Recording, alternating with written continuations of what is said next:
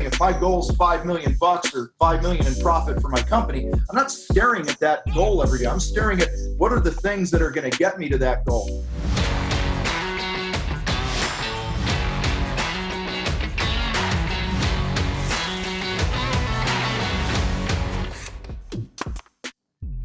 Hey everyone, welcome back to another Contractor Success Academy lesson. Today I'm here with my good buddy Tom. Tom, thanks for being here, man.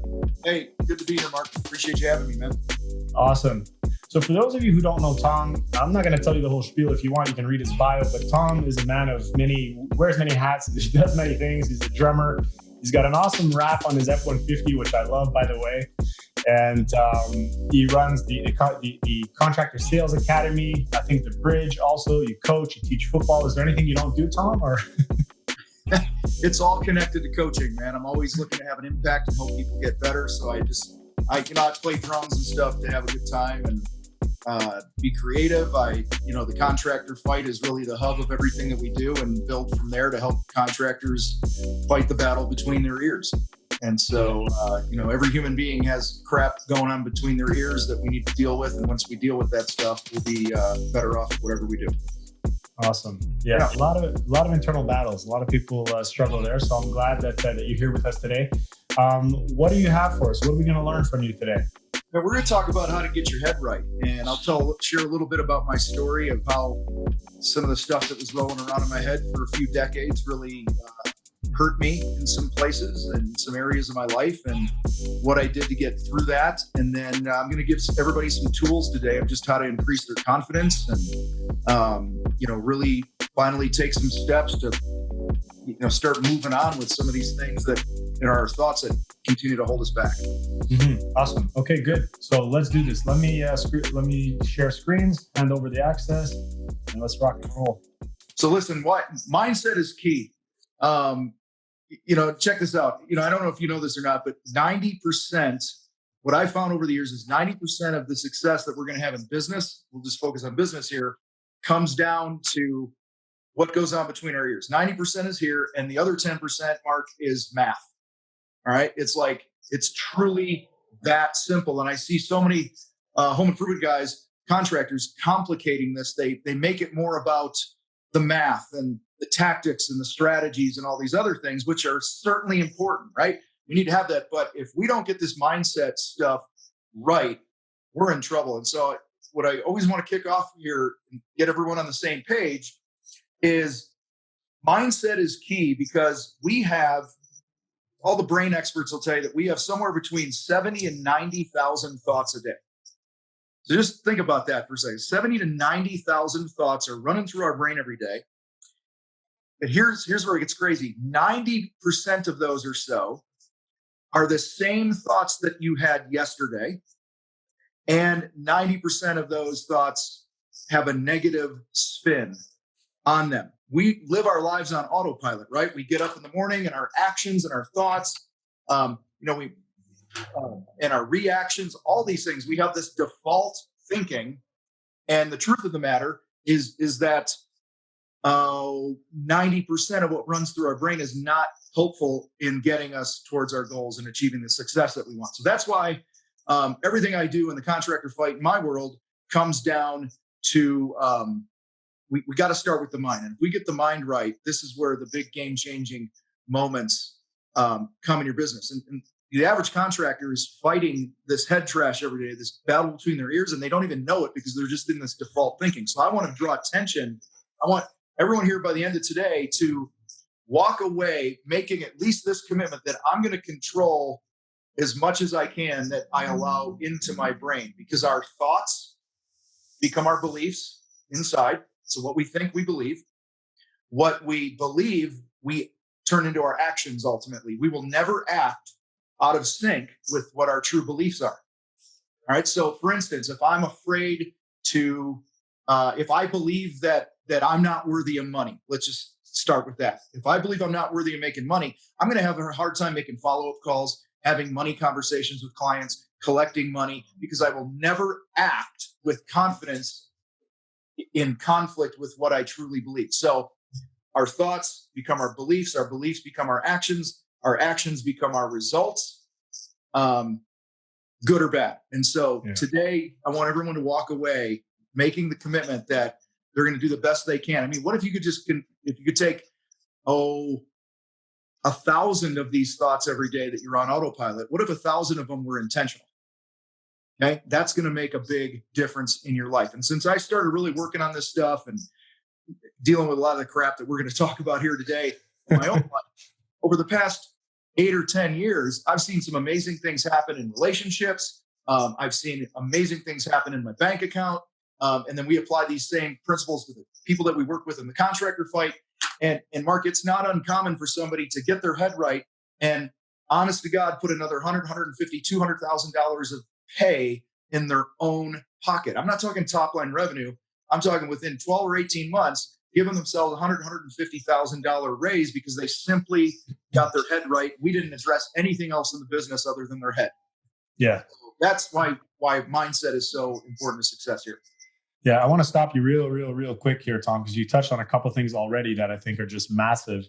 You're talking about mindset. It sounds like you're saying, 90%, 10% math, 90% is what goes on up here. I think a lot of people, like you said, don't acknowledge that. They think they've got their shit together, and what they're chasing is that next tactic, And, we run a marketing company, so we see it all the time. Oh, how do you guys do this? And how do you guys do that? And how do you do this? And you start talking about the numbers and you realize that, hey, maybe it's the numbers that are out of whack, or they've got process issues, or just mindset in general, belief, right? And the idea that you're bringing up here of just things compounding, enough negative thoughts over and over and over again, you start to believe it, you start to act like it. So this is great. I like it. Awesome, man. I appreciate that. So listen, here's the deal. This is huge. We live in a society where underachievement is like super popular. It's very abundant.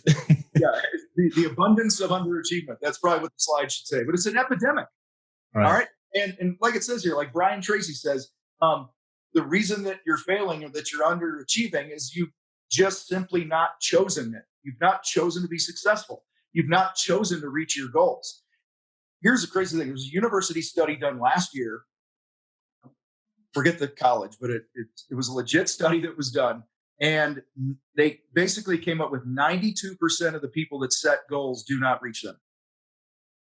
So you walk by 100 people, you line up 100 people that set a goal this year, this month, or whatever it is.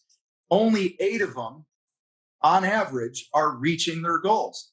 And I've been that person from time to time. You've been that person from time to time. And when we look at the reasons why people are not reaching their goals, why this underachievement is such a big thing, and I see it all the time in our groups, in the contractor fight and stuff, like in online social media and this, that, like people set a goal for $5 million or $500,000 or whatever it is in their business.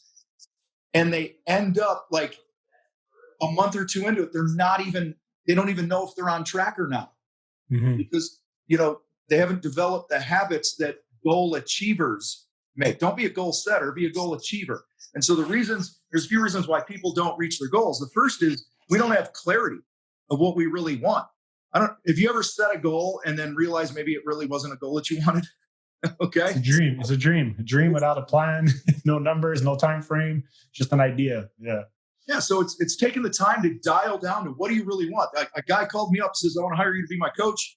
He says, I want to build my business to 5 million in revenue. I said, well, why do you want to build it to 5 million in revenue? He says, so I could pay myself $250,000 a year. And I said, okay, so what's more important, the 250 or the 5 million? All right. And he's like, well, God, I never thought about it that way. It's 250. So I said, if we could get you the 250 without you having to be a $5 million company, would that be a win for you? So this is what I'm talking about. Like take your superficial goal and keep digging down and asking yourself, is this truly what I want? Okay. So lack of clarity is one of the biggest reasons people don't achieve goals. They don't have support. They don't have a group of people around them. You've heard it a million times, right? You become the average of the 5 people that you hang out with. Okay. It's been around forever. We have to be very picky about who we hang with. And I'll tell a story here in one of the next slides coming up here of how this changed for me and how hanging out with different people like did some crazy things in my life. But if you don't have that support, you're going to underachieve. And let me say this too. A lot of people go, I don't fail. I just learn and all that other stuff. or I don't lose, I learn. Have you heard that? All right. Yeah. I think it's BS. You call the bullshit flag on that one. Yeah, I think it's bullshit. I get my ass kicked a lot. Right.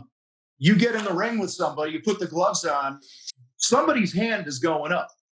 Now, where the learning comes, so I'll acknowledge, hey, I got my ass thumped, but I learned from it. So let's be real. Like, we win, we lose. And the reason that people lose more than they win with the goals thing here is because they've simply not made the choice to put themselves, get the clarity, to put people around them that are called them higher. Okay. A couple other things. You've created the wrong habits. Like, we're on autopilot. Most of what we do every day is an autopilot response. Our subconscious just kind of takes over and we do our own thing, right? So you have to be committed to building the right habits.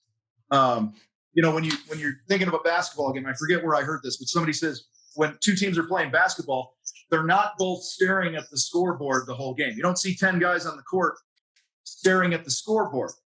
So that's where, to me, that's just like saying, if my goal is $5 million or $5 million in profit for my company, I'm not staring at that goal every day. I'm staring at what are the things that are going to get me to that goal.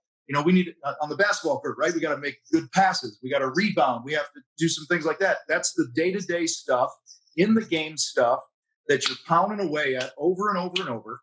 That's going to get you to have the scoreboard light up in your favor. So develop the right habits. And then the last reason here people usually underachieve is they multitask and or procrastinate. Okay. That's huge.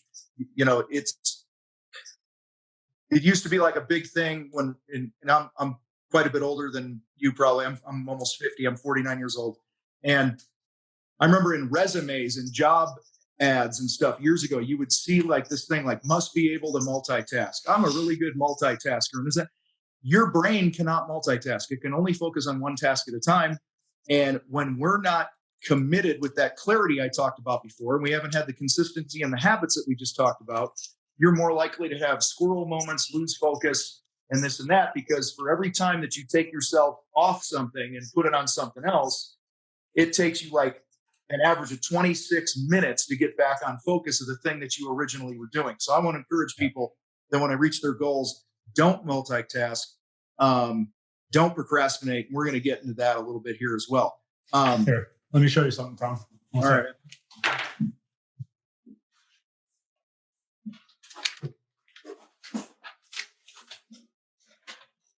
It's really small on my screen here, so I can't.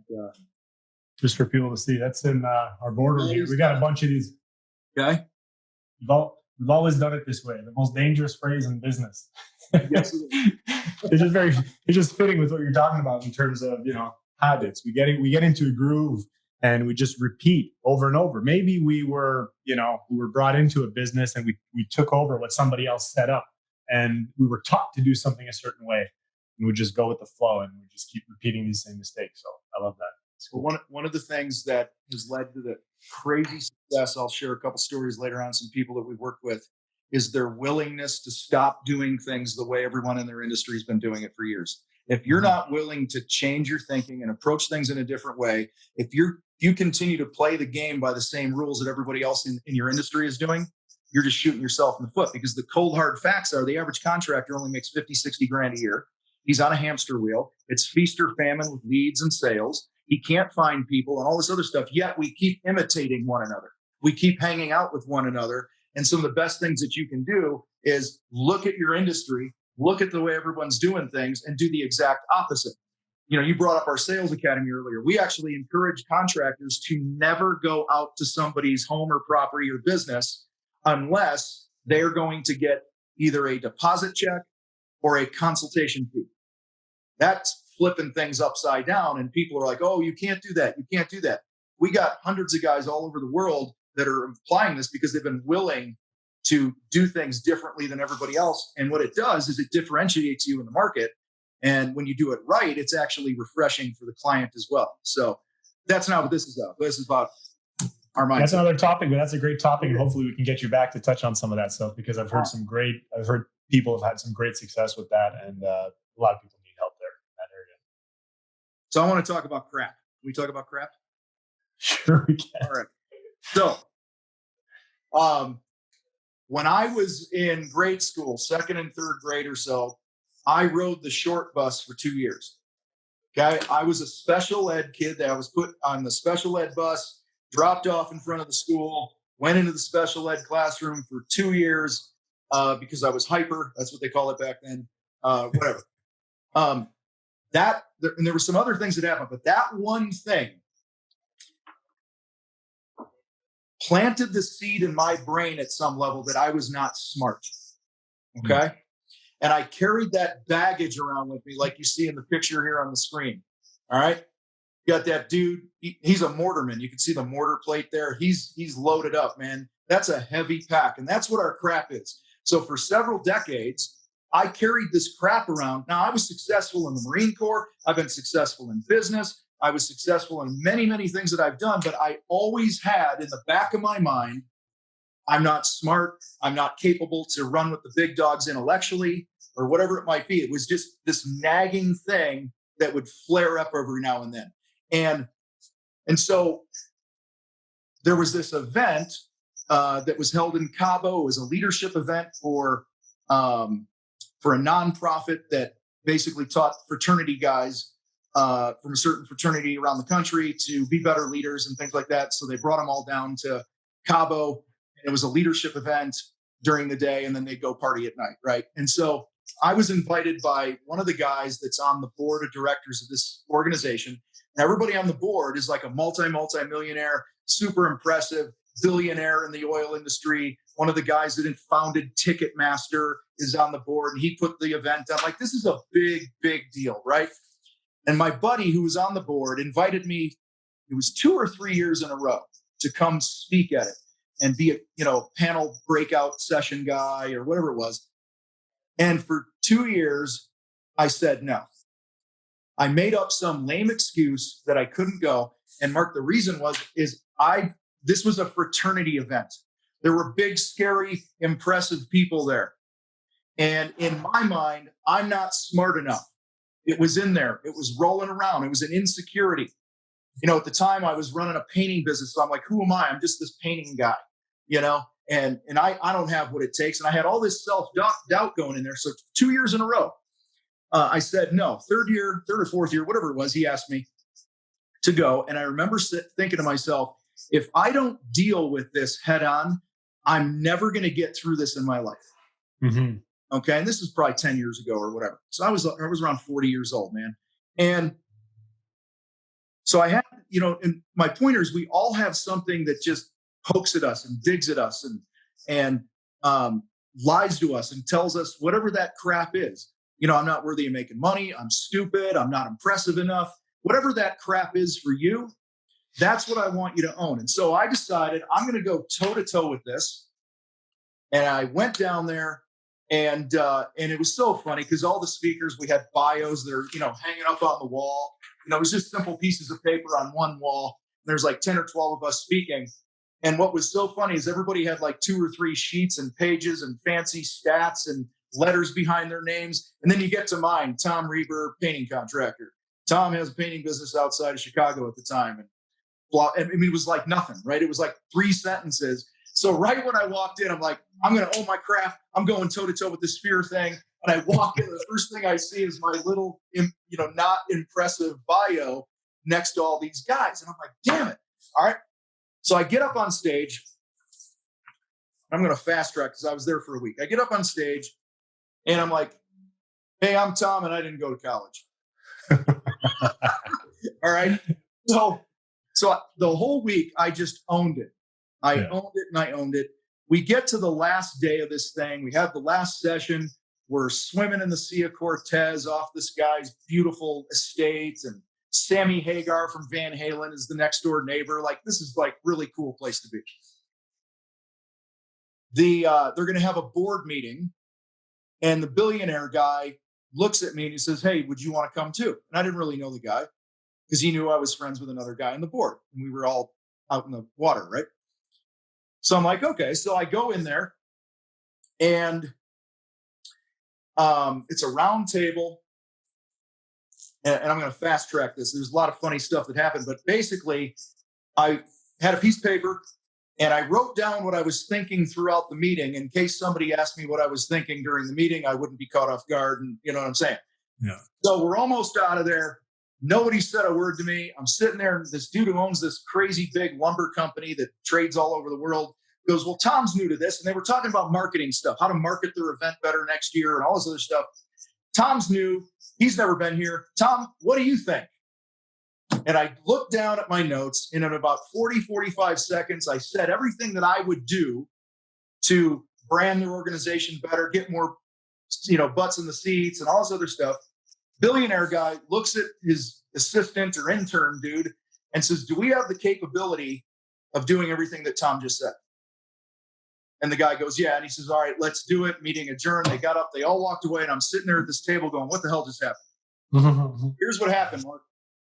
I walked outside, grabbed a Pacifico, popped the lid on it. I'm looking at it. It was like a movie. The sun was going down. It was beautiful. And I remember taking a sip, and honest to God truth, I had tears well up in my eyes. And I said to myself, you're not stupid. Because in that moment, I was able to prove to myself, most importantly, that I had what it took to run with what I thought were the big dogs.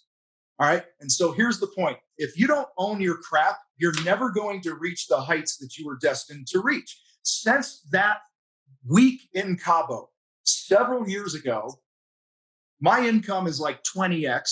The relationships have gone through the roof. I am such a different human being because I chose to deal with my crap. Okay.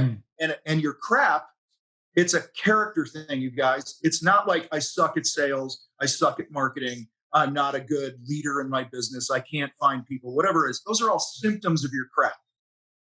All right. So maybe you suck at marketing because you're a procrastinator and you're lazy and you won't take the time to get clarity around what you really want. Okay. So whatever your thing is, you got to understand that truth is going to lead to progress. Until you, and the truth is often going to be painful sometimes. The truth is going to tick you off from time to time. But you have to be willing to own that crap so you can get that big load off of your back that we all see on the screen there. Because that's what it's like. When you don't truly own your crap, deal with your crap, you're carrying that around and you're never going to be able to climb as high as you're going to want to climb. Yeah, it takes guts. It takes guts for sure. Yeah. The decision you made to go there, I'm sure when you crack that drink, you say, wow, everything stems back from me having the cojones to say, okay, I'm going to do this, and that's awesome. I mean, like you say, own your crap, acknowledge that, hey, you got this monkey on your back. You got to do something about it, face your fears, hit it head on, or play victim, do nothing about it, curl up into a ball and don't complain about where you're at because you don't have the willingness to change. So it's well, like the last line there says here on the slide that we're looking at, do you hate losing enough to own your crap and really deal with it? I mean, that's really, like, everybody wants to win, but I've found the most successful people, the most successful athletes or whatever it is, they hate losing more than they like winning. Mm-hmm. Do you hate losing enough to come clean and go, here I am, I'm an open book, I'm afraid to talk about money. Okay, here I am, I'm an open book. I let my ego get in the way because this is also one of my other craps, by the way. I'll just own it here.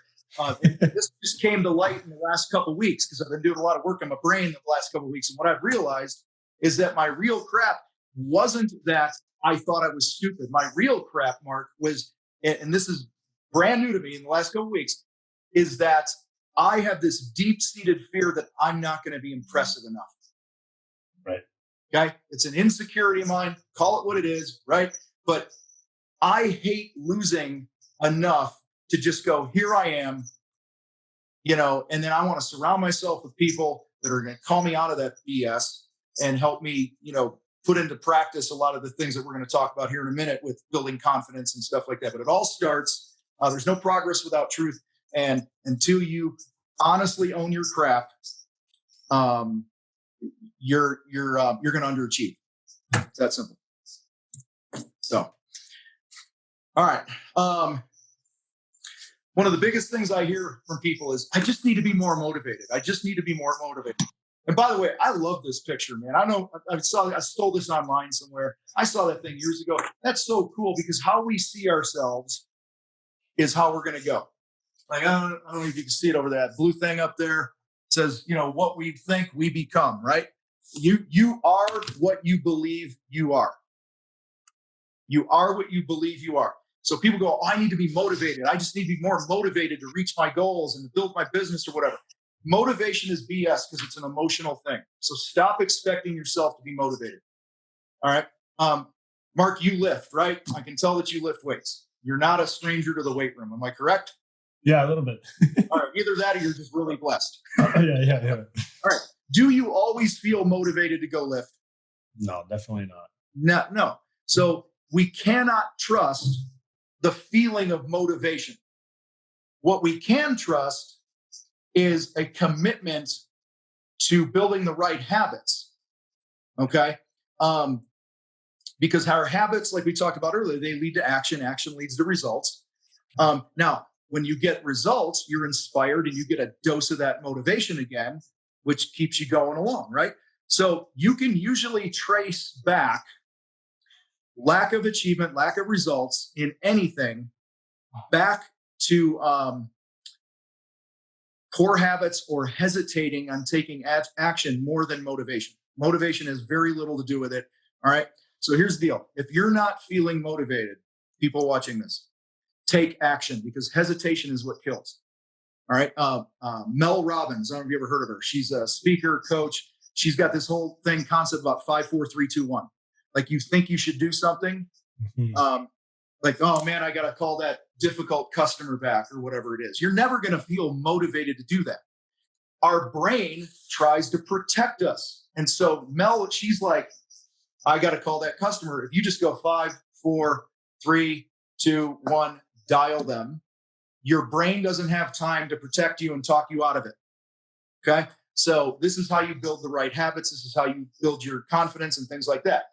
Habits are what you do over and over and over, and those build your confidence. They're going to lead to certain results.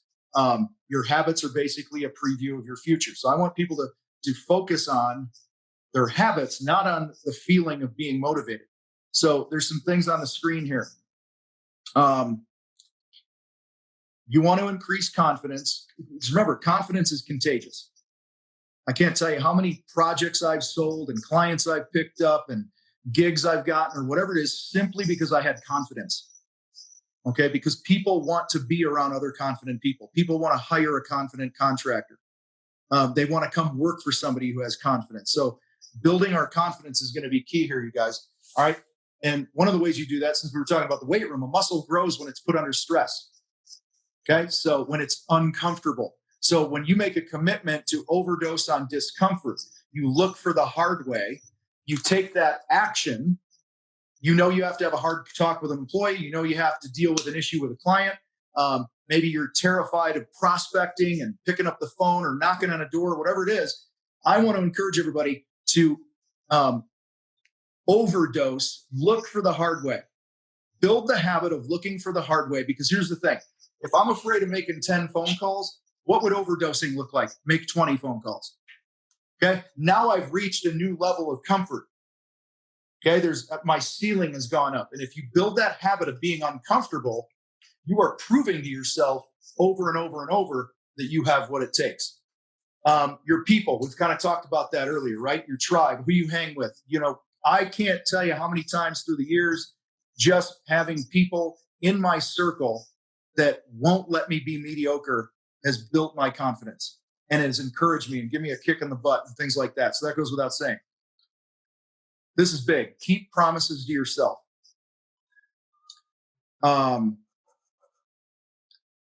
Whose podcast was it? It was a while back. Might have been Ed Milet's podcast.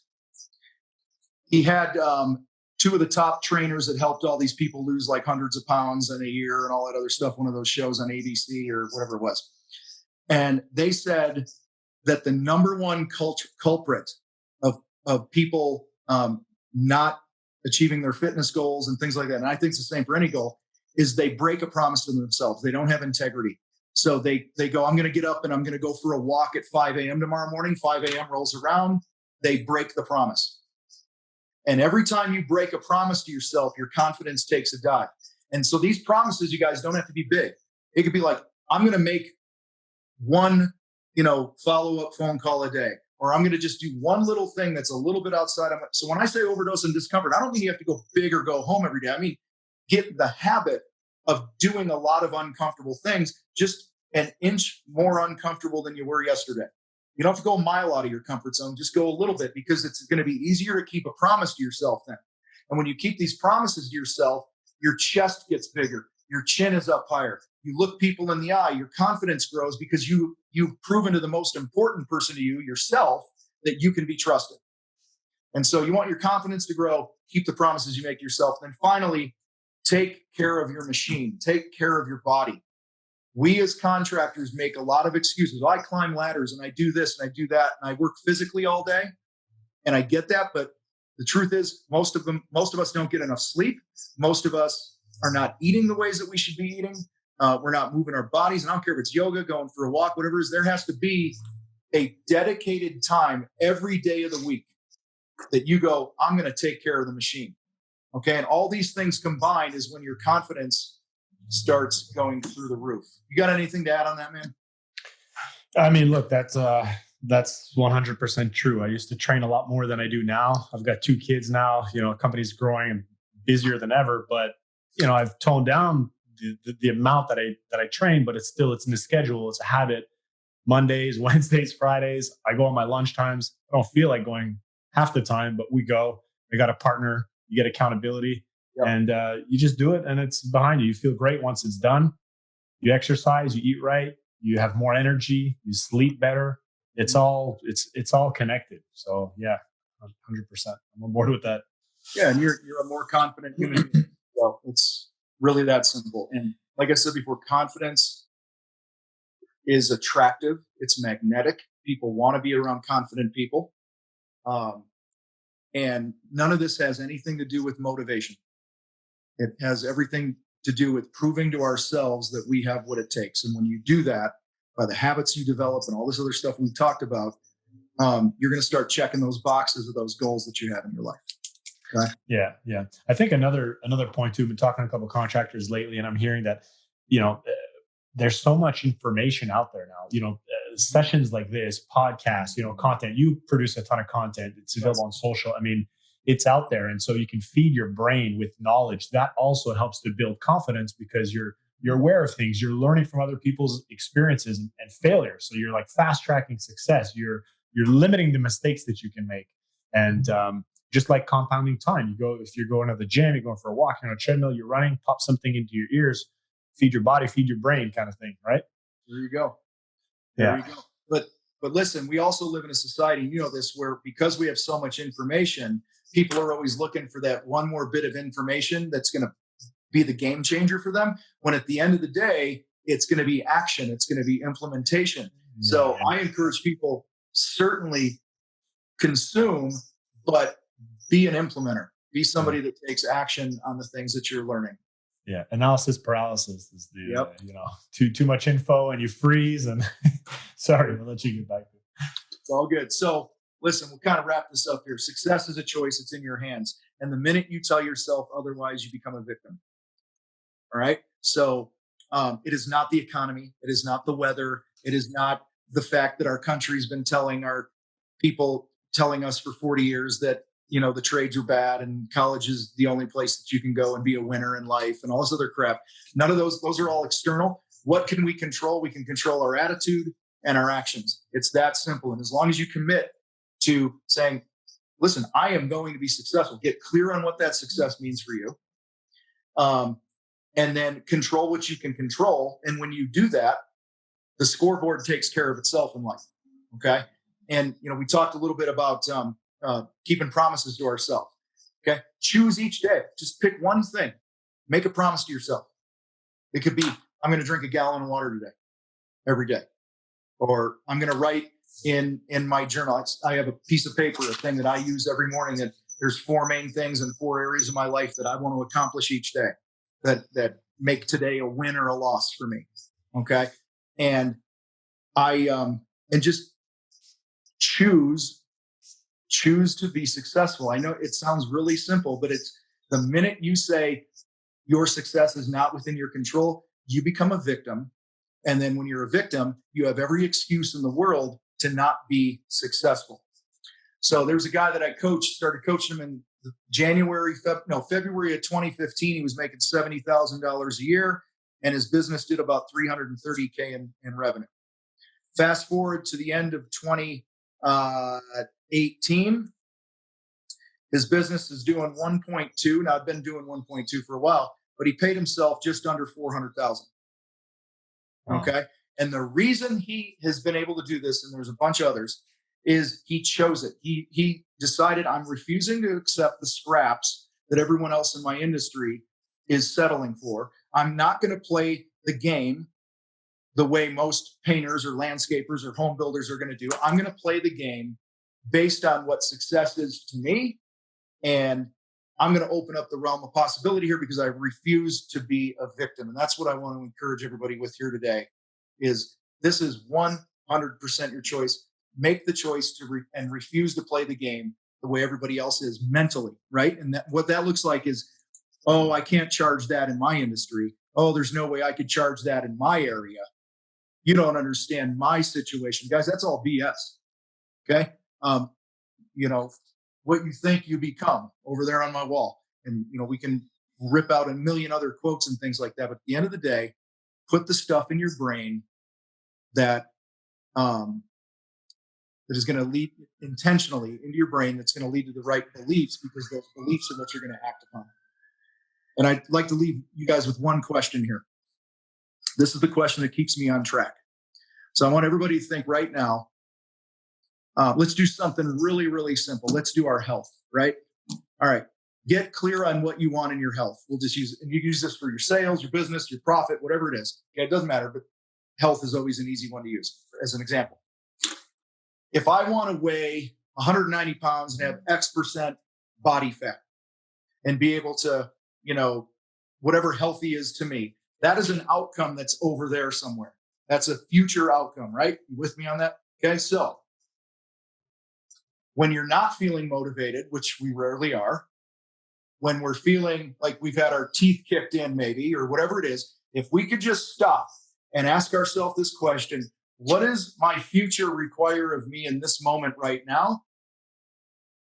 If I can just ask that question and have enough self-awareness and discipline to go, all right, well, if those are the abs that I want in the future, or that's the bank account I want in the future, then the decision I'm making right now is going to impact that. So I'm going to eat the apple instead of the donut, right? I'm going to get some sales training right now instead of playing the game that everyone else is, so that over there I have the outcome in the future that I want to have. We don't have to complicate this. There's so much information out there. We've already talked about that. Just simply ask, what does my future require of me in this moment right now? And then just win this moment. Win the moment. You don't have to win the day. Everyone's like, win the day and all this other, there's a football team coach I know. His thing is win the second. Win this second right now. And I love that because it just puts me nowhere else but here right now. Yeah, that's it. Right.